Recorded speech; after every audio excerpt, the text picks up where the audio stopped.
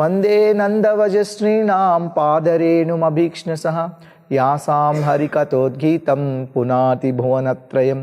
యత్కీర్తనం యత్స్మరణం యదీక్షణం యద్వందనం యశ్రవణం యదర్హణం లోకస్య సద్యో విదునోతి కల్మషం తస్మై సుభద్రశ్రవసే నమో నమః. కాత్యాయని మహామాయే మహాయోగిన్యధీశ్వరి నందగోపసుతం దేవి పతిం మే కురుతే నమః. ఓం నమో భగవతే వాసుదేవాయ.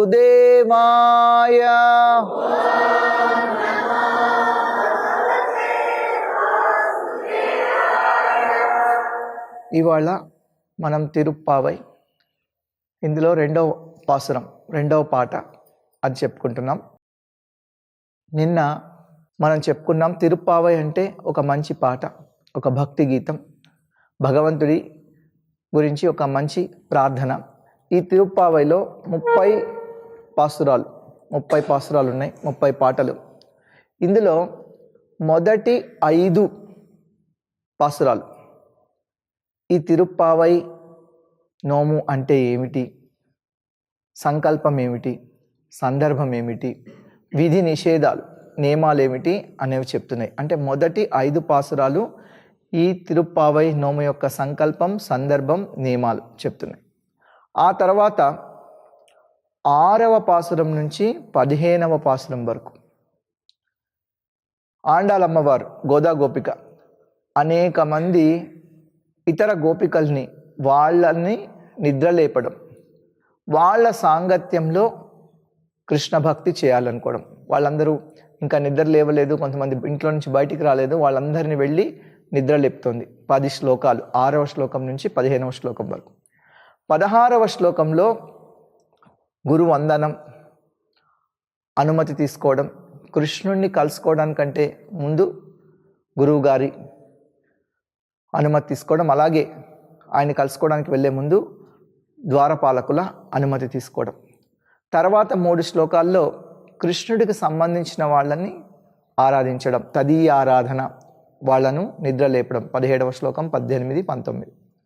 ఆ తర్వాత భగవంతుణ్ణి మేల్కొల్పడం, సుప్రభాతం, మేల్కొల్పడం. మళ్ళీ 3 శ్లోకాలు, 20, 21, 22. ఆ తర్వాత మళ్ళీ 3 శ్లోకాల్లో భగవంతుణ్ణి దర్శించుకోవడం, ఆయనకు మంగళ నీరాజనం అర్పించుకోవడం. చివరిగా మళ్ళీ 3 శ్లోకాల్లో 4 శ్లోకాలు, 26, 27, 28, 29. ఈ 4 శ్లోకాల్లో ప్రార్థన, మనసులో మాట చెప్పుకోవడం. చివరి శ్లోకంలో ఫలశ్రుతి. ఈ విధంగా తిరుప్పావైలో 30 శ్లోకాలు ఉన్నాయి. మనం ఇప్పుడు ఇవాళ 2వ శ్లోకం చెప్పుకుంటున్నాం. ముందుగా నిన్న మొదటి పాసురం చెప్పుకున్నాం. దానిలో ఏమిటంటే నోము నోచుకుందాం, ప్రేమ పంచుకుందాం. ఇది ఆండాలమ్మవారు చెప్తున్నారు. మార్గశీర్ష మాసం వచ్చింది, మంచి మంచి రోజులు వచ్చాయి, వెన్నెల రోజులు వచ్చాయి. ఇప్పుడు మనం ఈ వ్రతం చేద్దాం, అందరం యమునకెళ్ళి స్నానం చేద్దాం. ఆ తర్వాత కృష్ణుడు ఏ విధంగా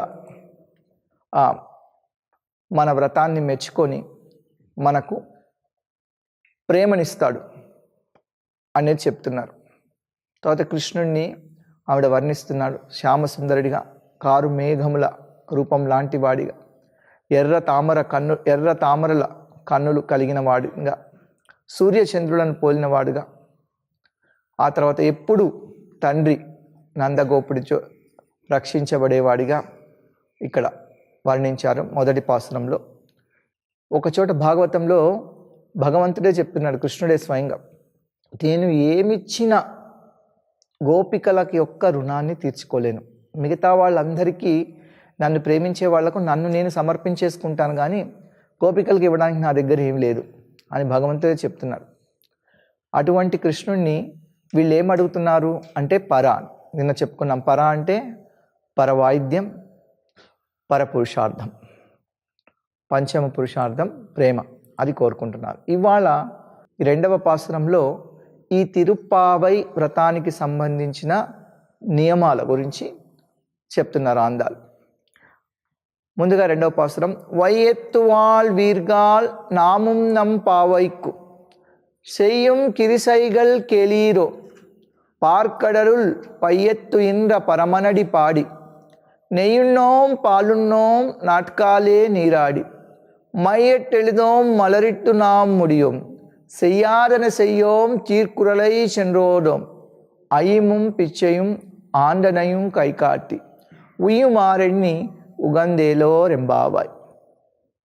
ఇక్కడ చెప్తున్నారు, ఆనందాన్ని అనుభవించే అమ్మాయిల్లారా, చెల్లుల్లారా, మన వ్రతంలో విధి నిషేధాలు వినండి. పాల సముద్రంలో పవళించిన ఆ పరమ పురుషుని పాదారవింద సంకీర్తన పాడుకుంటాం. ఈ వ్రత సమయంలో నెయ్యి పాలు తీసుకోము. తెల్లవారుజామునే లేచి స్నానం చేస్తాం. కంటికి కాటుక పెట్టుకోం. కొప్పులో పువ్వులు పెట్టుకోం. మా పెద్దలు ఆచరించని పనులు ఆచరించం.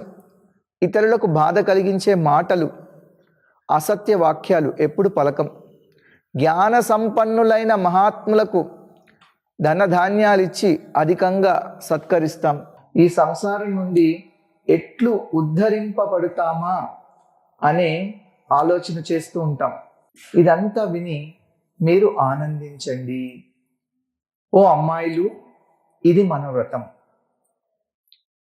ఏలో రెంబావాయ్ అంటే అది మకుటం అని చెప్పుకున్నాం కదా, ఇది మన వ్రతం. ఇప్పుడు ఇదే శ్లోకం తెలుగులో నేను ఇలా అనువాదం చేశాను.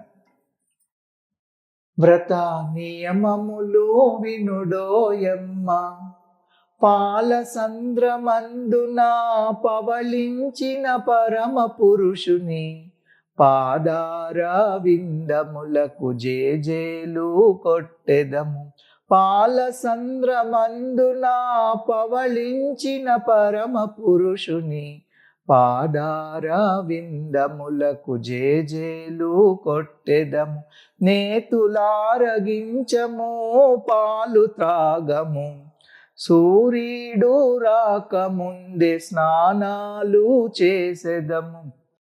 కన్నులకు కాటుకా దిద్దనే దిద్దము, కొప్పులోన పూలు పెట్టుకుంటే ఒట్టు. తప్పు మాటలాడము, పెద్దలకెదురు చెప్పము. సంతులకు సంతసముతో స్వయం పాకమిచ్చెదము. ఇలా ఆనందముననుభవింతుము. పిల్లలార చెల్లులార నోము చేయరారండి, నోరారా పాడండి, వ్రతము చేయరారండి, శ్రీపాట పాడండి. నోము చేయరారండి, నోరారా పాడండి, వ్రతము చేయరారండి, శ్రీపాట పాడండి. ఈ పాసురంలో ఈ తిరుప్పావై వ్రతానికి సంబంధించిన నియమాలు, విధి నిషేధాలు, అంటే చెయ్యవలసినవి విధులు, చెయ్యకూడనివి నిషేధాలు. ఈ విధి నిషేధాలు రెండు చెప్తున్నారు. అన్నిటికంటే ముందుగా చెప్పిన విధి ఏమిటి? మీరు చక్కగా వినుంటే అది ఫస్ట్ చెప్పామా? పాలు పెరుగు తాగకూడదు అనేది. ముందుగా ఏం చెప్పాం?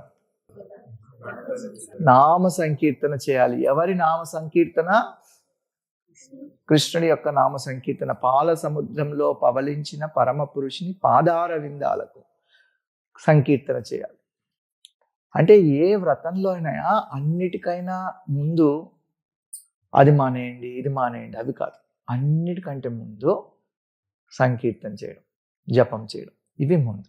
జపంతో పాటు తపం, జపంతో పాటు తపస్సు. అంతేగాని కేవలం తపస్సు మాత్రమే చేస్తూ ఆ నియమాలు ఈ నియమాలు ఎన్నో నియమాలు పాటిస్తూ సంకీర్తన చేయకపోతే అటువంటి తపస్సు వృధా. Get me Bhagavad Gita. కృష్ణుడే భగవద్గీతలో ఒక చోట చెప్తున్నారు, 11వ అధ్యాయంలో.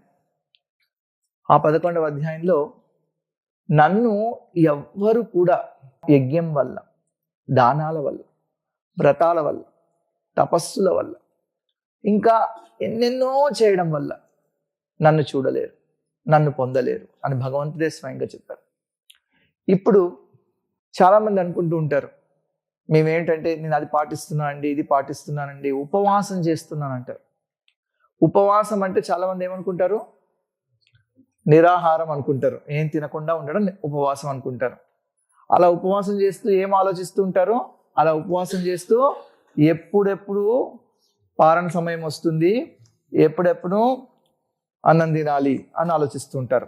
అటువంటి ఉపవాసం వల్ల ఉపయోగం లేదు. ఉపవాసము అంటే నిరాహారం కాదు. ఉపవాసము అంటే భగవంతుడికి దగ్గరగా ఉండడం, అంటే ఇంకా ఎక్కువ సంకీర్తన చేయడం, ఇంకా ఎక్కువ భగవంతుడి గురించి శ్రవణం చేయడం, కీర్తన చేయడం, ఆయన్ని స్మరించుకోవడం, ఆయన్ని అర్చించడం, పూజించడం ఇత్యాదు.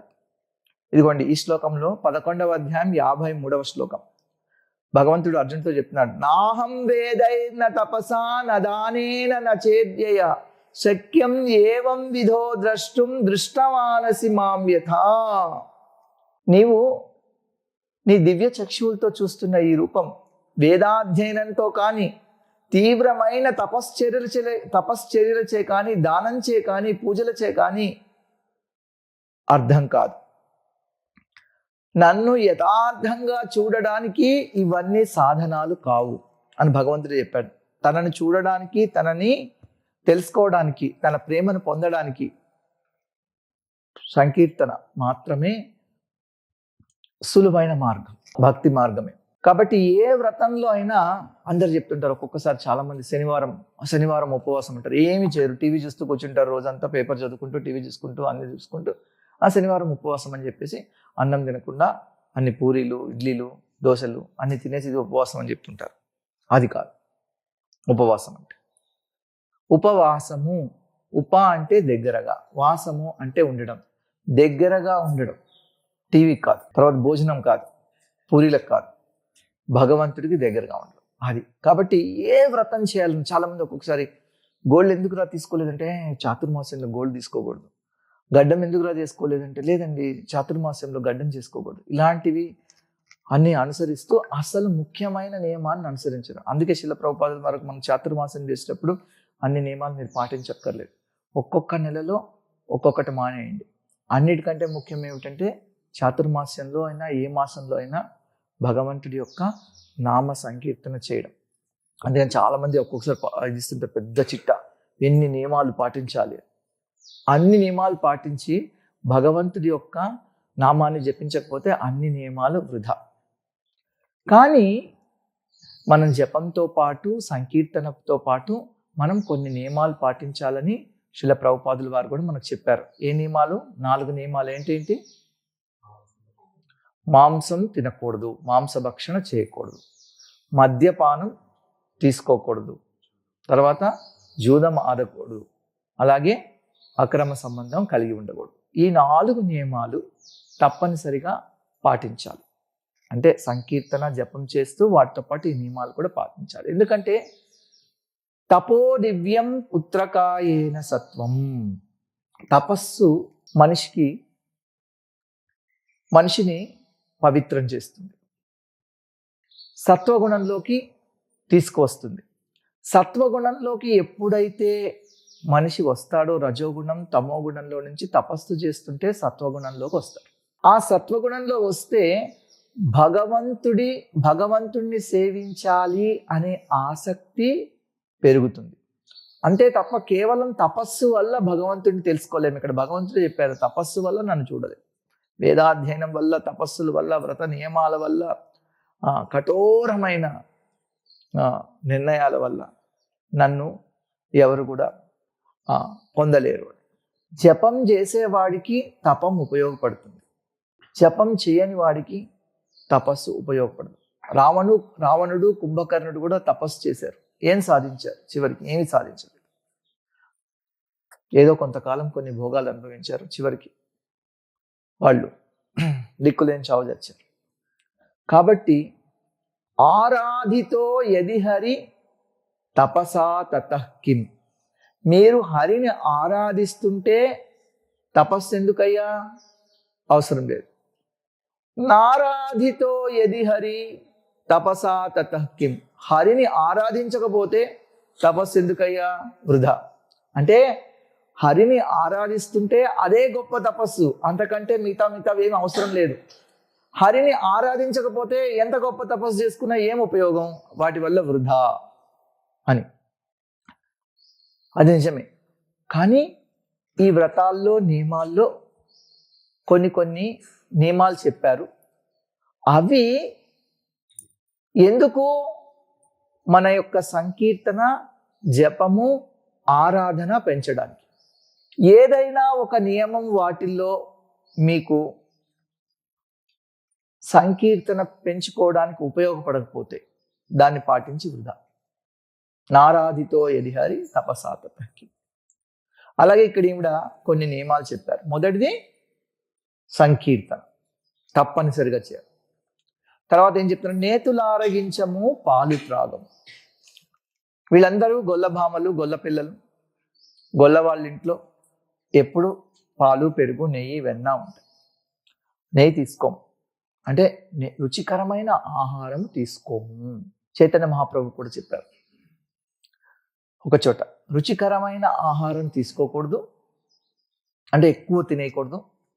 ఇంకొకటి, బాగా అందంగా అలంకరించుకొని అవి ఇవి చేయాలనుకోకూడదు. అదే చెప్తున్నారు ఇక్కడ, నేతులారగించము పాలు త్రాగము సూర్యుడు రాకముందే స్నానాలు చేసేది. మరి జపమే సంకీర్తనే కదా, 7ంటికి చేసుకోవచ్చు, రాత్రి 10ంటికి చేసుకోవచ్చు కదా, పొద్దున్నే ఎందుకు చేయాలి అని చెప్పారు. ఎందుకంటే బ్రహ్మ ముహూర్తంలో చేసిన జపము అది చాలా త్వరగా ఫలితం ఇస్తుంది. ఎందుకంటే ఉదయం ఈ సమయంలో అంతా కూడా బ్రహ్మ ముహూర్తంలో సత్వగుణం వర్ధిల్లుతుంది. కాబట్టి వాళ్ళు సూర్యుడు రాకముందే పొద్దున్నే లేచి స్నానం చేసి నామ సంకీర్తన చేస్తున్నారు. కన్నులకు కాటుక దిద్దనే దిద్దము. కళ్ళకు కాటుక పెట్టుకోమంటున్నారు. ఎందుకు అంటే అలంకరణకు సమయం కేటాయించము, కొప్పులోన పూలు పెట్టుకోము అంటున్నారు. ఎందుకంటే మమ్మల్ని మేము అలంకరించుకోవడానికి సమయం కేటాయించము, ఈ నెల రోజులు ఈ వ్రతమే చేసి మిగతా వాటికి సమయం కేటాయించము అని చెప్తున్నారు. వాళ్ళ కళ్ళకు కాటుక పెట్టుకోకపోయినా వాళ్ళ కళ్ళకు కాటుక ఉందట. ఏమిటా కాటుక? ప్రేమాంజనం, ప్రేమ అనే కాటుక. ప్రేమాంజనచ్చురిత భక్తి విలోచనేన సంతః సదైవ హృదయేషు విలోకయంతి యం శ్యామ సుందరమచింత్య గుణస్వరూపం గోవిందమాది పురుషం తమహం భజామి. ఇటువంటి గోపికల్లాంటి గొప్ప ప్రేమ భక్తులు ఎప్పుడూ కృష్ణుణ్ణి చూస్తున్నారట. ఎలా చూస్తున్నారయ్యా అంటే వాళ్ళు ప్రేమాంజనముతోటి, ప్రేమ భరితమైన కన్నులతోటి వాళ్ళు భగవంతుణ్ణి తమ హృదయాంతరాళాల్లో భగవంతుణ్ణి శ్యామసుందరుడుగా చూస్తున్నారు. ఆ శ్యామసుందరుని నందనందనుని దర్శించుకుంటున్నారు. త్రిభంగ భంగిమా రూపం వేణురంగ కరాంచితం గోపీమండల మధ్యస్థం స్మరామి నందనందనం. అదే ఊహించుకుంటున్నారు వాళ్ళు. కృష్ణుడు వాళ్ళతోటి ఏ విధంగా ప్రవర్తించాడు, ఏ విధంగా నాట్యం చేశాడు, ఏ విధంగా రాసలీలలో కృష్ణుడు వాళ్లకు సాంగత్యం ఇచ్చాడు, అది వాళ్ళు స్మరించుకుంటున్నారు. కాబట్టి మామూలు కాటుక పెట్టుకోకపోయినా భక్తి అనే కాటుక. శాస్త్రంలో కూడా చెప్తుంటారు, ఒకళ్ళకు మనము నగలేమి లేవనుకోండి, నగలు అవి లేకుంటే వీడి దగ్గర ఏమి లేవు అనుకుంటారేమో, వాగ్భూషణం భూషణం అని చెప్పారు. అంటే ఎవరికైతే మంచి మాట్లాడడం వచ్చో అదే వాడికి అలంకారం, అదే భూషణం. వాగ్భూషణం భూషణం. కాబట్టి వీళ్ళు ఆభరణాలు గొప్పగా పెట్టుకోకపోయినా, కానీ ముందే చెప్తున్నారు ఒక దగ్గర, నేరిలయ్యి అని, విలక్షణమైన ఆభరణాలు కలవాళ్ళు. కానీ దానికి సమయం కాదని, వ్రతం నియమాలు పాటించేటప్పుడు, వ్రతం చేసేటప్పుడు పూలు కూడా పెట్టుకోవట్లేదు. కానీ పూలు సేకరిస్తున్నారు, భగవంతుడి పూజలో వినియోగిస్తున్నారు, కాత్యాయని దేవిని అర్చిస్తున్నారు. అక్కడ కూడా చెప్పారు ఇందాక, స్రగ్మాలై, మంచి మంచి పూల మాలలతోటి ఆవిడ్ని అర్చిస్తున్నారు. అంటే పూలన్నీ తీసుకెళ్ళి కాత్యాయని కృష్ణుడిని పూజిస్తున్నారు వీళ్ళు. తప్పు మాటలాడము అంటే అసత్యం పలకము, తప్పులేం చెప్పము, పెద్దలకు ఎదురు చెప్పము. పెద్దలకు ఎదురు చెప్పము. ఆ తర్వాత సన్యాసులకు బ్రహ్మచారులకు భిక్ష ఇస్తాము. ఇలా చేస్తూ వ్రతం ఆచరిస్తూ మేము ఆనందం అనుభవిస్తాము. అందరూ రండి, ఈ నోము చేయండి, నోరార పాడండి అని చెప్తోంది ఆండాలమ్మవారు. ఈ గోపకులం వాళ్ళందరూ కూడా దానం చేయడంలో చాలా చాలా గొప్పవాళ్ళట. అందరూ దానం చేయాలి, కానీ ప్రత్యేకించి అంటే అన్ని వర్ణాల వాళ్ళు, అన్ని ఆశ్రమాల వాళ్ళు తప్పనిసరిగా చేయాలి. యజ్ఞోదానం తపశ్చైవ పావనాని మనీషిణాం అంటే ఎంత గొప్ప వాళ్ళైనా, మహానుభావులైనా, పవిత్రులైనా కూడా ఇంకా వాళ్ళని 3 పవిత్రం చేస్తాయట. ఏమిటి? యజ్ఞము, దానము, తపస్సు. ఇప్పుడే కదండి తపస్సు అవసరం లేదని చెప్పారు. తపస్సు ఎప్పుడు అవసరం లేదు అంటున్నామంటే వృధా అని చెప్తున్నామంటే భగవంతుణ్ణి ఆరాధించకపోతే తపస్సు వృధా అని చెప్తున్నాం. కానీ భగవంతుణ్ణి ఆరాధించడం కోసం చేసే తపస్సు అది మామూలు తపస్సు కాదు, అది భక్తి. ఇప్పుడు మనం ఏకాదశి ఉపవాసం చేస్తున్నాం. ఏకాదశి ఉపవాసం అది తపస్సు. భగవంతుడు చెప్తున్నాడు. అంటే తపస్సును కూడా తమో గుణంలో, రజోగుణంలో చేయకూడదు. తపస్సు సత్వగుణంలో చేయాలి. ఎందుకంటే సత్వాత్ సంజాయతే జ్ఞానం. సత్వగుణం వల్ల జ్ఞానం కలుగుతుంది, భక్తి కలుగుతుంది. సత్వగుణం భక్తికి అనుకూలం. సత్వగుణం వల్ల భక్తి కలగదు, సత్వగుణం భక్తికి అనుకూలం. అలా ఈ అన్ని వర్ణాల వాళ్ళు, అన్ని ఆశ్రమాల వాళ్ళు అందరికీ దానం చేయాలి అని చెప్పినప్పటికీ ప్రత్యేకించి వైశ్యులకు దానం చేయడం అనేది ముఖ్య లక్షణం. ఈ గోపకులస్తులందరూ కూడా దాన ధర్మాల్లో శ్రేష్ఠులు. ఒక చోట చెప్తున్నారు భాగవతంలో, వీళ్ళందరూ కలిసి ఒకసారి శివరాత్రికి అంబికావనం వెళ్ళారట. అక్కడ గావో హిరణ్యం వాసాంసి మధుమత్పన్నమాతృత బ్రాహ్మణేభ్యో దుస్సర్వే దేవో న ప్రియతామితి. అక్కడ బ్రాహ్మణులకు వాళ్ళు చక్కగా అన్ని కూడా సమర్పించారు. బంగారము, ఆవులు, వస్త్రాలు ఇత్యాదులన్నీ కూడా బ్రాహ్మణులకు ఇచ్చి దేవోన ప్రియతామితి, దేవుడు మన పట్ల, దేవుడు అంటే ఇక్కడ భగవంతుడు శివుడు మన పట్ల ప్రీతి చెందుగాక అని వీళ్ళంతా కూడా అక్కడ దానం చేశారు. కృష్ణుడు ఒకసారి గోవర్ధన పూజ చెయ్యాలి, ఇంద్ర పూజ ఆపేసి గోవర్ధన పూజ చేయండి అని బ్రజవాసులందరికీ చెప్తున్నప్పుడు వాళ్ళతో చెప్పారనమాట.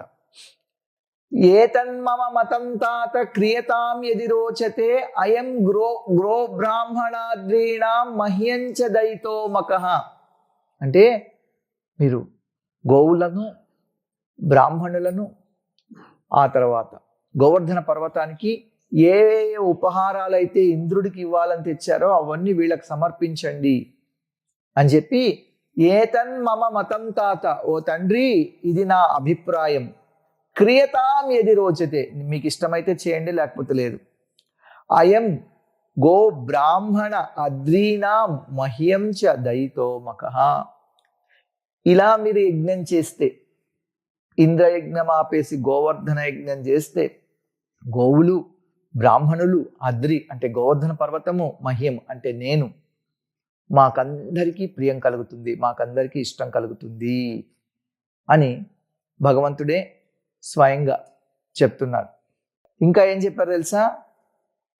తథాచ వ్యధదు సర్వం యథాహ మధుసూదన వాచయిత్వా స్వస్త్యేనం తద్ద్రవ్యేణ గిరిత్వజాన్ ఉపహృత్య బలీన్ సంభృగ్ ఆధృతాయవసం గవాం గోధనాని పురస్కృత్య గిరిం చక్రు ప్రదక్షిణం. కృష్ణుడు చెప్పిందంతా విన్న తర్వాత వీళ్ళు అలాగే చేశారు.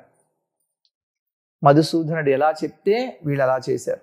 చేసిన తర్వాత ముందు బ్రాహ్మణులను పెట్టుకొని వాళ్ళతోటి స్వస్తి వచనాలు చెప్పించుకొని, ఆ తర్వాత వాళ్ళకందరికీ మంచి మంచి ఆభరణాలు, తర్వాత మంచి మంచి వస్త్రాలు, ఇంకా అన్నపానీయాలన్నీ వాళ్ళకి ఇచ్చి, ఆ తర్వాత వాళ్ళని ముందు పెట్టుకొని, ఆవుల్ని ముందు పెట్టుకొని ఈ ప్రదక్షిణ చేశారు గోవర్ధన పర్వతానికి. ఇంకొక చోట చెప్తున్నారు. మనము చాలామంది ఏమంటారంటే, కొంతమంది మనం దానం తీసుకుంటారు. దానం తీసుకోవాలి, దానం ఇవ్వాలి. దదాతి ప్రతిగృహ్ణాతి. దాన్ని ఒకచోట భాగవతంలో చెప్తున్నారు. సూర్యుడు ఏం చేస్తాడంటే జలరాశులన్నిటినీ తీసుకుంటాడు. తన వేడితోటి మొత్తం జలాన్ని ఎంకింపజేసి తీసేసుకుంటాడు.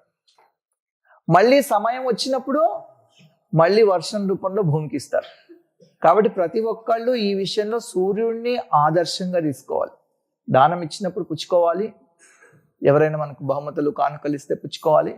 మనం కూడా ఇవ్వాలి. సూర్యుడిలాగా ఉండాలి. మళ్ళీ అలా అని ఎవరికి పడితే వాళ్ళకి ఇవ్వకూడదు. సరైన వ్యక్తికి సరైన సమయంలో ఇవ్వాలి. భగవద్గీతలో కూడా అదే విషయం చెప్తున్నారు భగవంతుడు. దేశకాల పాత్రతలు చూడాలి. దానం ఇచ్చేటప్పుడు యోగ్యుడికి దానం ఇవ్వాలి. ఇవన్నీ ఉన్నాయి. ఇట్లాగే ఇక్కడ వీళ్ళు బ్రహ్మచారులకు సన్యాసులకు దానం, భిక్ష, స్వయం పాకం ఇవ్వాలి అనుకుంటున్నారు. ఈ వ్రతంలో భాగంగా అనేక నియమాలు ఉన్నాయి. మనం ఏ వ్రతం దగ్గరికి వెళ్ళినా, ఇప్పుడు పయోవ్రతంలో ఆవిడ పాలు మాత్రమే తీసుకొని వ్రతం చేసింది. ఎవరు? అదితి. వీళ్ళు పాలు మానేస్తున్నారు ఈ వ్రతంలో. అంటే పాలు తీసుకోవడం, పాలు మానేయడం ఇది ముఖ్యం కాదు. ముఖ్యమేమిటి? ఎందులో అయినా భగవంతుడిని తలుచుకోవడం. స్మర్తవ్య సతతం విష్ణు విస్మర్తవ్యో న జాతుచిత్ సర్వే విధి నిషేధాస్యు ఏతయోరేవ కింకర. అంటే భగవంతుణ్ణి ఎప్పుడూ గుర్తుంచుకోవాలి. భగవంతుణ్ణి ఎప్పుడూ మర్చిపోకూడదు. భగవంతుణ్ణి ఎప్పుడూ గుర్తు తెచ్చుకోవాలి. భగవంతుణ్ణి ఎప్పుడూ మర్చిపోకూడదు. ఈ రెండు నియమాలకు మిగతా అన్ని నియమాలు, అన్ని విధులు, అన్ని నిషేధాలు వాళ్ళు సేవకులు, కింకరులు అని చెప్పారు. అంటే ఏమిటి? ఈ రెండే నియమాలు అన్నిటికంటే గొప్పవి. మిగతా నియమాలు అన్నీ కూడా అన్ని నియమాల కంటే ఈ రెండు నియమాల కంటే తక్కువైనవి. వాటిని సేవిస్తాయి. ఆ రెండు నియమాలు, మిగతా అన్ని నియమాలు ఈ రెండు నియమాలని సేవిస్తాయి ప్రభువుల్లాగా. కాబట్టి అన్నిట్లో ముఖ్యం ఏమిటంటే కృష్ణుణ్ణి ఎప్పుడు గుర్తుంచుకోవాలి, కృష్ణుణ్ణి ఎప్పుడు మర్చిపోకూడదు. మీరు ఉదాహరణకి నిర్జల ఏకాదశి ఉపవాసం చేస్తున్నారు అనుకోండి. నిర్జల ఏకాదశి ఉపవాసం చేస్తూ మీకు కృష్ణుడు గుర్తు రావట్లేదు, కేవలం రేపు ప్రసాదం మాత్రమే గుర్తొస్తుంది. ఆ ఉపవాసం వృధా.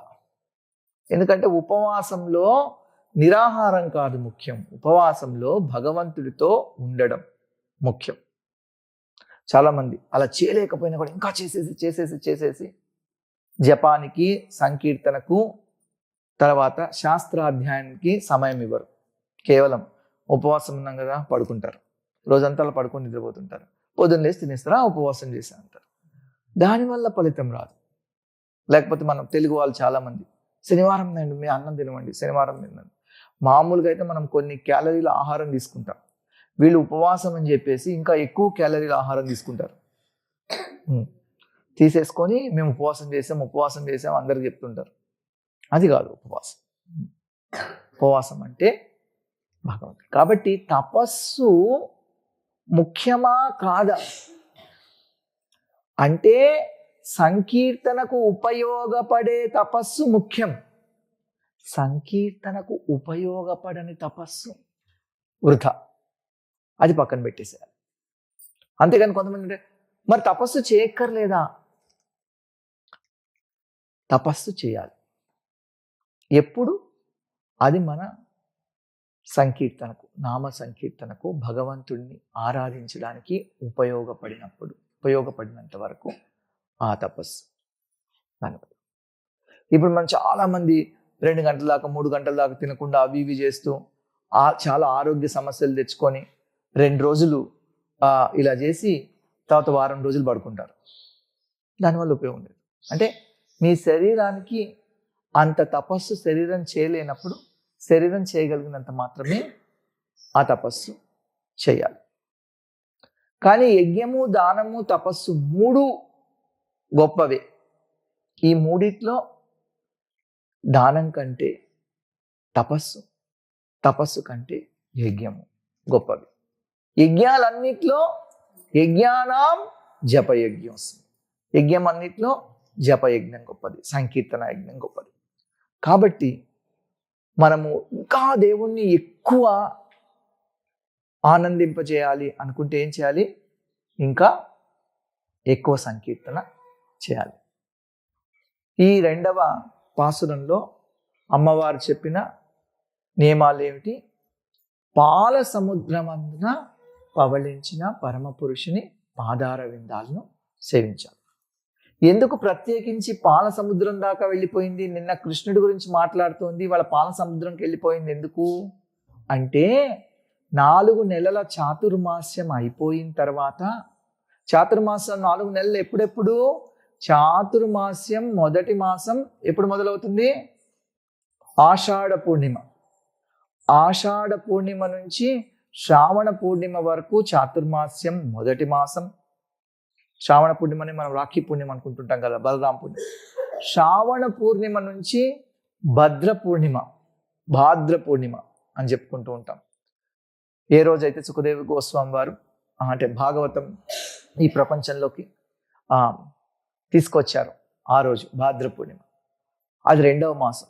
భాద్ర పూర్ణిమ నుంచి ఆశ్వేజ పూర్ణిమ వరకు, దాన్ని ఒక్కోసారి దత్త పూర్ణిమ అంటుంటారు, లేదా శరద్ పూర్ణిమ అంటుంటారు. ఎందుకంటే శరద్ ఋతువులో వచ్చే మొదటి పూర్ణిమ కాబట్టి అది 3వ మాసం. ఇప్పుడు 4వది ఆశ్వేజ పౌర్ణమి నుంచి కార్తీక పౌర్ణమి వరకు. ఈ 4 మాసాలు చాతుర్మాస్యం. యతులైతే ఈ 4 మాసాలు, గృహస్థులైతే ఆషాఢ పౌర్ణమి ముందర వచ్చే ఏకాదశి, దాన్ని శయన ఏకాదశి అంటారు. ఈ శయన ఏకాదశి నుంచి వాళ్ళు చాతుర్మాస్య వ్రతం ప్రారంభిస్తారు. ఎందుకు? ఆ శయన ఏకాదశి రోజే భగవంతుడు యోగ నిద్రలోకి వెళ్తాడు, పడుకున్నాడు. పండరీపురంలో అదే రోజు ఉత్సవం జరుగుతుంది. మళ్ళీ కార్తీక పౌర్ణమికి 4 రోజుల ముందు ఉత్థాన ఏకాదశి వచ్చింది. ఆ రోజు భగవంతుడు నిద్రలేస్తాడు. ఇప్పుడు ఈ మార్గశీర్ష మాసంలో ఇప్పుడే భగవంతుడు నిద్ర లేచాడు, కానీ ఇంకా పాన్పు మీదే ఉన్నాడట, కిందికి రాలేదు. ఎప్పుడొస్తాడు? అందరికి దర్శనం ఇచ్చేది వైకుంఠ ఏకాదశి, మనకు తెలుసు. కాబట్టి ఈవిడ ఆ భగవంతుడు నిద్ర లేచాడు, ఆ భగవంతుడి దర్శనం ఇవ్వాలని, ఆ భగవంతుడికి మంగళ నీరాజనం పాడాలని చెప్పి ఇలా చెప్తుందన్నమాట. ఆ పాల సముద్రమందు పవళించిన పరమ పురుషుని పాదార విందాలం మనం జేజేలు కొట్టాలి, నామ సంకీర్తన చేయాలి అని. కాబట్టి ఇవాళ చెప్పుకున్న అంశాలన్నింటిలో ముఖ్యమైనది ఏమిటి? ఈ వ్రతంలో భగవంతుడి యొక్క నామ సంకీర్తన. నామ సంకీర్తనతో పాటు మనం అనేక నియమాలు పాటిస్తాం. ఎందుకు పాటిస్తాం? ఆ నామ సంకీర్తనకు ఉపయోగపడతాయి అని. హరే కృష్ణ.